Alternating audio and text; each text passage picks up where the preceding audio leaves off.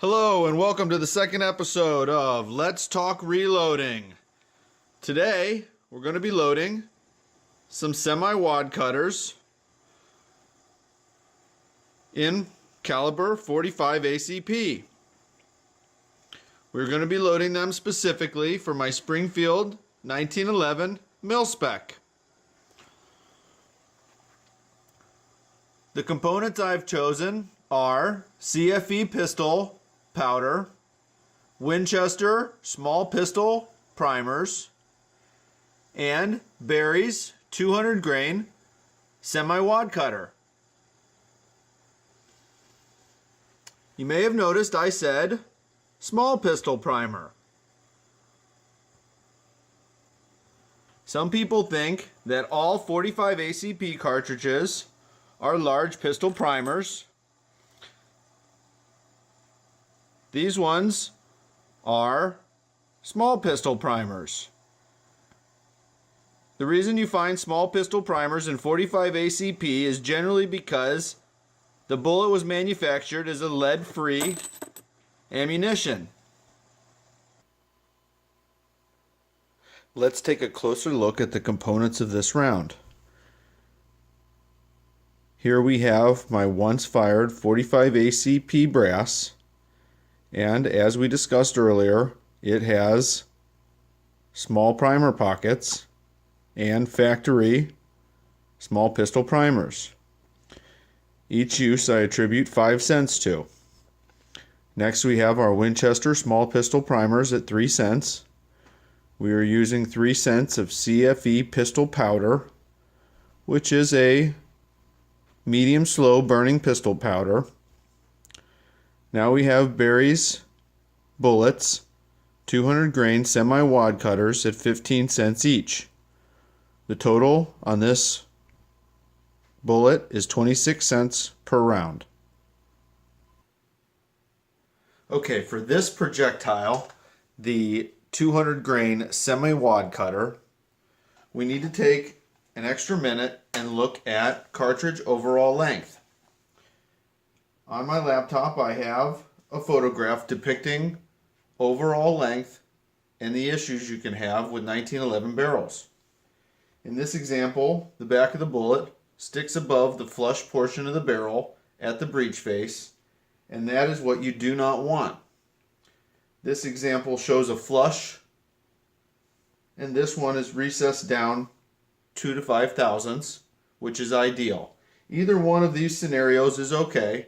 However, I prefer to go with the normal headspace of 2 to 5 thousandths below. In order to achieve this, I had to go with an overall length at 1.230 inches. At 0.235, I was getting a flush scenario, and at 0.240, my cases were sticking above the top portion of the barrel.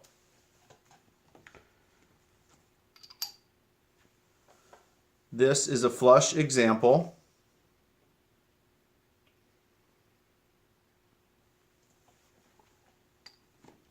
And this one is where I loaded all of my rounds at 1.230 inches. And you can see that there's just a few thousandths of clearance.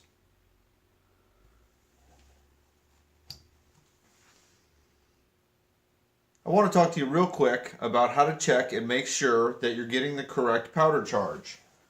What I'm going to do, I have a scale set up that's zeroed out, and I'm going to throw 10 powder charges.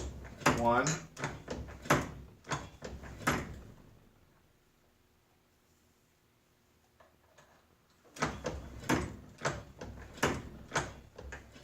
6,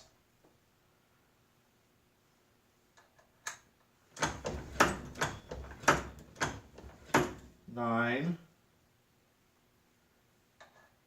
and a 10th powder charge. What I'm going to do, I'm going to look at the scale and move the decimal. I'm shooting for 6.8 grains, and I have 68.5, which would mean I'm averaging 6.85 grains. That's just fine. Okay, let me show you how to make some rounds. First we resize the brass and D-prime. new primer, powder charge, flare the neck.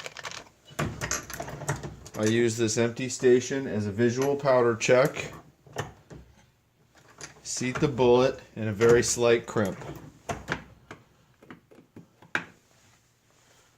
Again, resize the case and deprime. New primer, powder charge, flare the neck, visual powder check, and seat the bullet. I'll go ahead and run through a few more.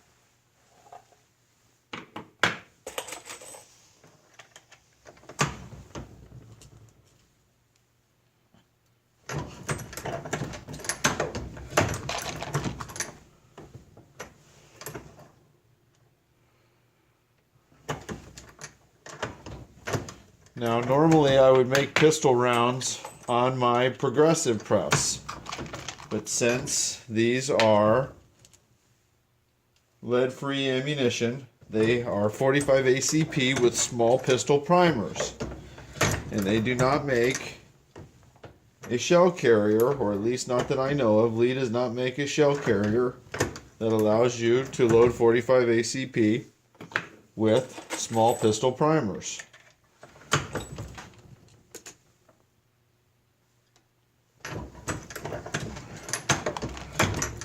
So here we are, cranking them out one by one, which doesn't bother me too much. I enjoy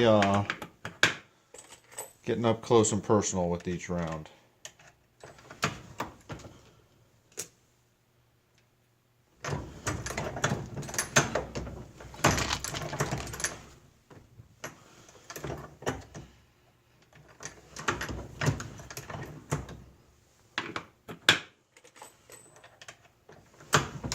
There's a nickel-plated case. And I've just got them all mixed in here because I really don't care. This is just going to be plinking ammunition for the gun range.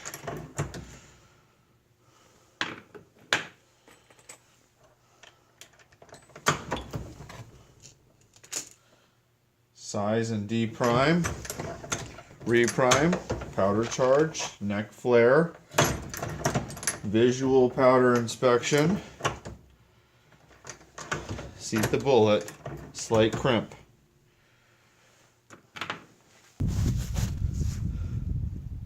We're out at the range today with my 1911, and we're testing the semi-wad cutters that I had loaded last week. Let's see how they cycle.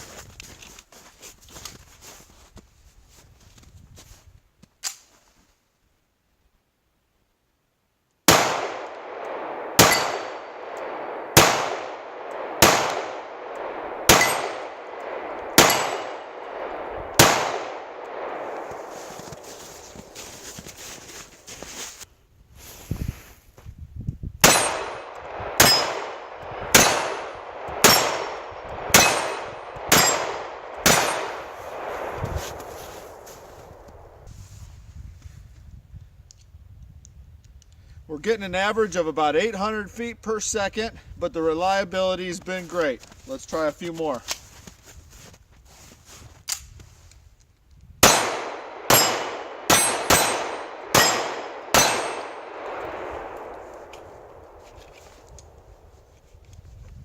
So how far back was your buddy standing that he couldn't hit anything until he put those big ones up?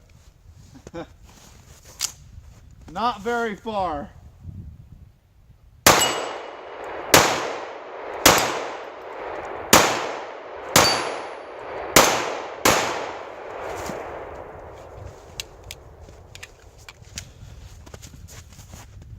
Pretty happy with these rounds. They got a light recoil and good reliability.